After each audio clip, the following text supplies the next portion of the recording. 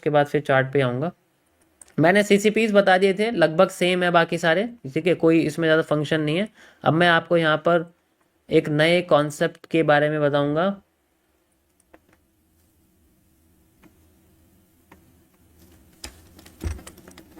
Okay, so this is the MMC phase 1 repetition of structure, ROS।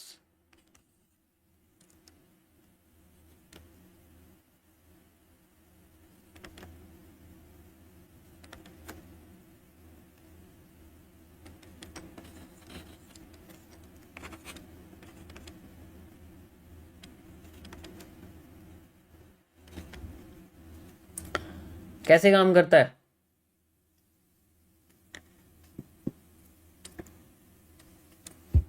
देखो, हर market में structure repeat करता है,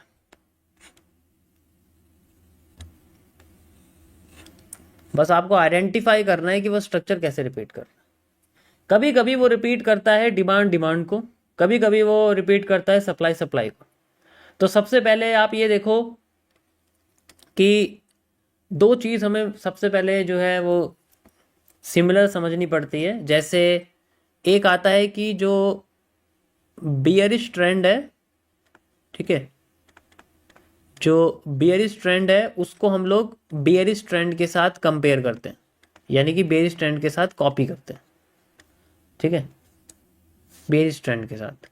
उसके बाद अगर हमारे सामने बुलिश ट्रेंड है तो हम लोग उसको बुलिश ट्रेंड के साथ ही कंपेयर करते हैं।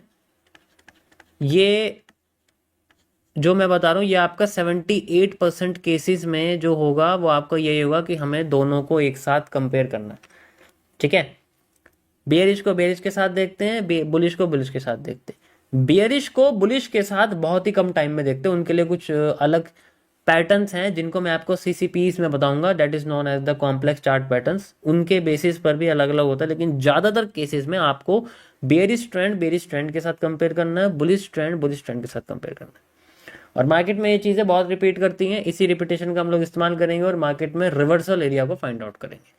रिपीटेशन ऑफ स्ट्रक्चर, जब भी हम लोग किसी भी ट्रेंड को रिपीट करते हैं तो हमें एक पोर्शन मिलता है जिसे हम लोग बोलते हैं reversal area. Direct reversal area is measured by, जो भी बेयरिश ट्रेंड को हम मेजर करेंगे और जो रिवर्सल एरिया निकल के आएगा उस रिवर्सल एरिया को हम लोग एक स्पेशल लाइन से मेजर करते हैं जिसको हम लोग बोलते हैं QFL, which is known as the quantity following line. अभी जो मेरे आप जो जितने भी नए लोग, जितने भी आप लाइन देख रहे हो मेरे को लगाते हुए ऐसे सीधी, वो क्वांटिटी फॉलोइंग लाइन है, which is known as the QFL। ये सब मेरे अपने बनाए हुए कॉन्सेप्ट हैं, आपको कहीं नहीं मिलेंगे, ध्यान से देख लेना इनको अच्छे से। रिपीटेशन है पहले से, लेकिन मेजरमेंट करने का जो तरीका है वो अलग है। जैसे अभी जो आपने देखा, ये जितने भी लाइंस आप देख रहे हैं जो इतनी एक्यूरेटली काम कर रही हैं आपके सामने, these all are the QFL। ये क्वांटिटी फॉलोइंग लाइन है, सॉरी QFL, ये QFL है। थोड़ी वाइट लग रही है, अभी मैं इसको ब्लैक कर देता हूँ। Okay, so this is known as the QFL।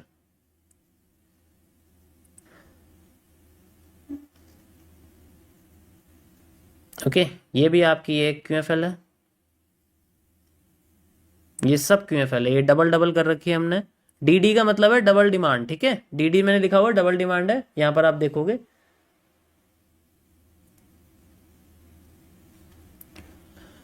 इसीलिए अब यहाँ पर अगर आप, यहाँ पर मैं आपको करके दिखाता हूँ, जैसे कि मैंने आपको बताया, तो इस जगह पर मैं आपको रिपीटेशन ऑफ स्ट्रक्चर बना के दिखाता हूँ कैसे होता है, ठीक है। अगर समझ में नहीं आता तो ये चार्ट यूज करने की जरूरत नहीं है, या तो आप यूज करो हाइकनाशी, या तो हाइकनाशी यूज कर लो, ठीक है। हाइकनाशी यूज करोगे तो आपको रिपीटेशन समझ में आ जाएगा। अगर ये भी नहीं समझ में आता, इन केस अगर ये भी समझ में नहीं आता है, क्योंकि इससे बेस्ट तरीका नहीं है बियरिश और बुलिश ट्रेंड को रिपीट समझने का, क्योंकि इसमें आपको ग्रीन कैंडल पूरी बुलिश दिखेगी और रेड कैंडल पूरी जो है बेरिश दिखेगी। यहां पर मैं रिपीटेशन ट्रेंड्स टू ट्रेंड के साथ करूंगा। जैसे मार्केट में आप ध्यान से देखो, ये वाला ट्रेंड हमारे सामने बना हुआ है, ये एक बुलिश ट्रेंड है। फिर उसके बाद मार्केट में हमें यहां पर एक बेरिश ट्रेंड मिलता है। अब बेरिश ट्रेंड नीचे जाएगा, अगर नीचे क्रॉस करने से पहले मुड़ना शुरू कर देता है, इसका मतलब वो अपने पुराने एरिया को कॉपी नहीं कर रहा। तो अब हम क्या करेंगे, जैसे कॉपी नहीं करा, मान लो सप्लाई को कॉपी नहीं करा, इसे हम लोग बोलते हैं सप्लाई। रेड ट्रेंड का मतलब है सप्लाई। तो ये चीज हमारे सामने कहीं से भी नहीं आई, अभी इसके बारे में बात नहीं कर रहा, ठीक है। अब मेरे सामने आती है डिमांड। अब मैं डिमांड को कॉपी करूंगा जब ये ट्रेंड टूट जाएगा, ठीक है, जब ये ट्रेंड टूट जाएगा। ये ट्रेंड समझ में आ गए? अब चार्ट चेंज कर दूं,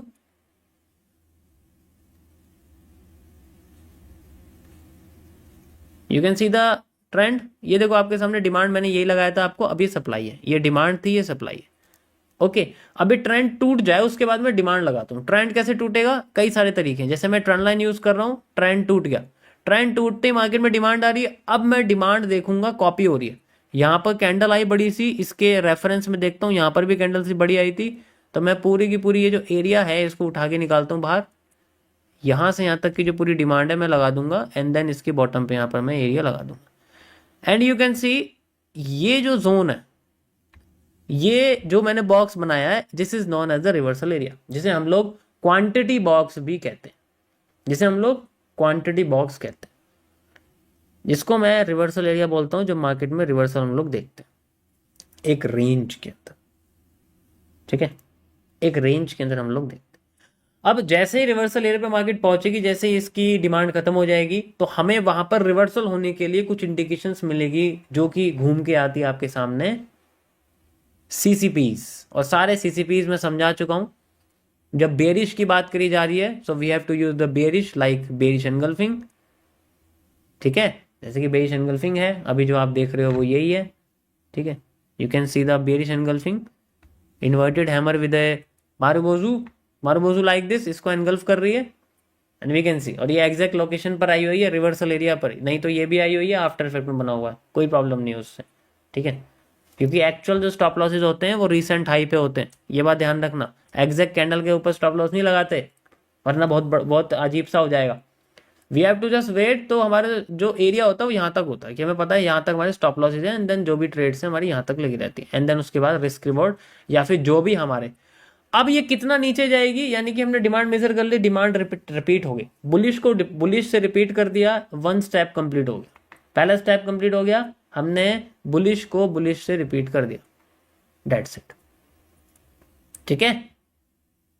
हमारा ये फर्स्ट पार्ट, सॉरी ये वाला पार्ट कंप्लीट हो गया, बुलिश से बुलिश। अब हमें देखना बेरिश से बेरिश। अब हम चलते हैं बेरिश ट्रेंड पे, क्योंकि अब मार्केट में बेरिश ट्रेंड आएगा। तो जब बेरिश ट्रेंड आना शुरू हो रहा है, तो मैं देखता हूं इसके ब्रेक होने का। ये ब्रेक हो गया, ब्रेक होते ही मार्केट में बेरिश ट्रेंड आ रहा है। अब मेरा यहाँ पर पोजीशन चल रही है, मान लो सेल साइड का एरिया चल रहा है, या फिर मार्केट ट्रेंडिंग जैसे यहाँ तोड़ रही है, जैसे पूरा ट्रेंड तोड़ दिया। ट्रेंड तोड़ना सिर्फ ट्रेंड लाइन से पता लग सकता है, ओके। अब मैं ये देखूंगा कि रिपीट कैसे हो रहा है। ध्यान से देखो ये पैटर्न कहां बन रहा है, बेरिश एनगल्फिंग कहां बनी हुई है, एक तो यहां बनी हुई है, एक यहां बनी हुई है। तो इन दोनों में से कोई भी यूज कर सकता हूं मैं। तो मैं बेसिकली सबसे ज्यादा सिमिलैरिटी वाली यूज करूंगा। सिमिलैरिटी है मेरे सामने, ये यहां से यहां तक की जो सप्लाई है मैं यूज करूंगा, एंड देन इसको उठा के यहां लगा दूंगा। You can see the exact accuracy, देखो आप एक बार, you can see the accuracy. यहां तक मार्केट आई, फिर मार्केट अब सपोर्ट पे आ गई, we have to use the CCPs. Again CCPs पे चलते हैं, की लेवल्स पर, यानी कि बुलिश जोन्स पर आने वाले सीसीपीज को देखते हैं कौन कौन से हमारे पास। जैसे कि सबसे पहले आती है हमारे सामने bullish engulfing, you can see the bullish engulfing, जो कि हमारे किस लेवल पे आ सकती है, सपोर्ट पर। की लेवल्स कौन थे, सपोर्ट या फिर रिवर्सल्स, ऑलरेडी बता चुका हूं मैं। वापस आके देखो, यहां हमारे सामने आ गई एक bullish, and then we have the, this is how the repetition of structure works. और फिर से दोबारा जब डिमांड आएगी, जब बुलिश से बुलिश मेजर करेंगे, उसके लिए एक ट्रेंड लाइन को ब्रेक होते हुए देखना पड़ेगा। ट्रेंड लाइन ब्रेक करते हैं, ट्रेंड लाइन ब्रेक होते ही मार्केट हमारी फिर से एक नई ट्रेंड में कन्वर्ट हो जाएगी, एंड देन उसके बाद फिर से हमें रिपीट, देन यही चलता रहता है बस मार्केट में, और कुछ नहीं है। लेकिन कंफर्मेशन के लिए हमें कैसे चीजें इस्तेमाल करनी पड़ती, ठीक है। अभी जो ट्रेंड लाइन मैं लगा रहा हूँ ये टीएलसी के अंदर है। ट्रेंड लाइन कॉन्सेप्ट है, बहुत सिंपल है, इसको कैसे यूज करते हैं हम लोग उसको लगा सकते हैं। समझ आएगा इस। अब ये दिखने में तो बड़ा आसान है और करने में भी बड़ा आसान है।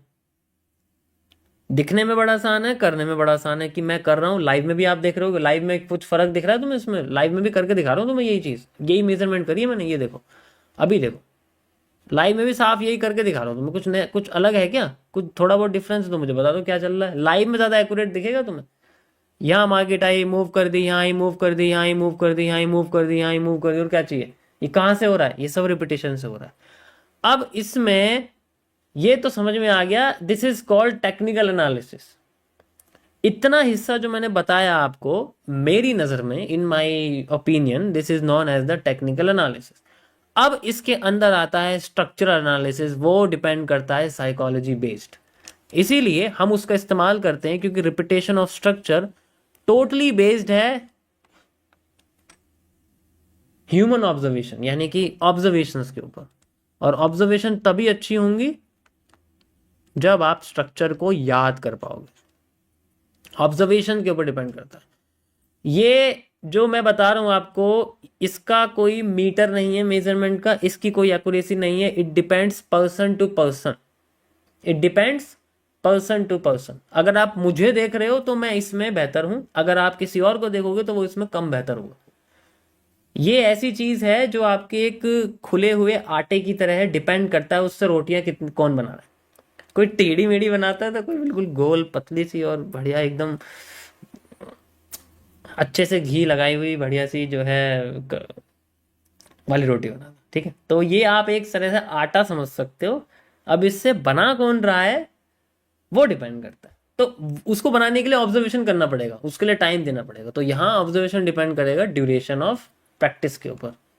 जितना प्रैक्टिस होगी उसके बाद ही आप बिल्कुल एग्जैक्ट इसको कर पाओगे, duration of practice. Okay guys, ये था आज का आपका टॉपिक। आई होप आप लोगों को समझ में आया होगा। अल्टीमेट सीरीज में मैंने इसको थोड़ा डिटेल में बताया हुआ है, ठीक है, वहाँ आप जाके देखोगे तो ऑलरेडी जो ऐप के अंदर है उसमें थोड़ा गहरी बात है, लेकिन इतना भी काफ़ी है। अगर आप इसको देख लोगे तो ज़्यादा अच्छा रहेगा।